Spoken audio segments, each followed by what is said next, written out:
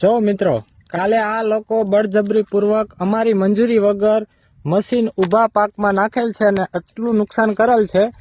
દાદાગીરીથી આ લોકોએ કામ ચાલુ કરેલ છે અને મોટા પાયે નુકસાન કરેલું છે.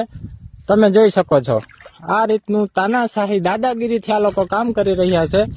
અમારી સખત મનાઈ હોવા છતાં આ લોકોએ ઊભા પાકમાં મશીન અને એના મોટા મોટા ટ્રેક્ટરો ટેન્કરો નાખી અને મોટે પાયે નુકસાન કરેલ છે. તમે જોઈ શકો છો.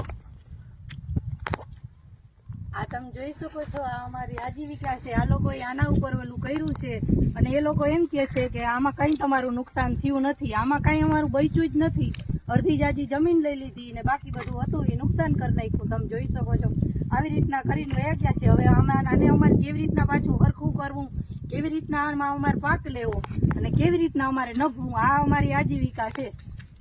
કોઈ જે મદદ કરે એવું છે કોઈ દ્વારકા જિલ્લાના કોઈ અધિકારી કે કલેક્ટર કે જે ખેડૂતની ગરીબ ખેડૂતની આ વેદના સમજી શકે? કેમ કે આ એક દિવસનું નથી, હરેક દિવસે આ જ પરિસ્થિતિ. ગમે એટલું આપણે ના પાડીએ, ગમે એટલું કરીએ તો એ લોકો તો છતાં બળજબરી પૂર્વક છે ને આ બધું કાર્ય કરે છે. અને અંત એમ શું કહે છે કે ખેડૂતને શેની નુકસાની છે? ખેડૂતને કઈ નુકસાની છે જ નહીં, એનું એને વળતર મારી જશે. પણ આ નુકસાની નથી. તમે લોકો જોઈ શકો છો કે આ નુકસાની શું નથી. અમે કોઈ અધિકારી સાંભળવા તૈયાર છે નહીં. તો અમને આમ જનતા, આમ પબ્લિકને નમ્ર વિનંતી કે છે ને આ લોકોને તમે અમને સપોર્ટ કરો. કોઈ અધિકારી કે કોઈ લોકો અમને સપોર્ટ કરવા તૈયાર છે જ નહીં.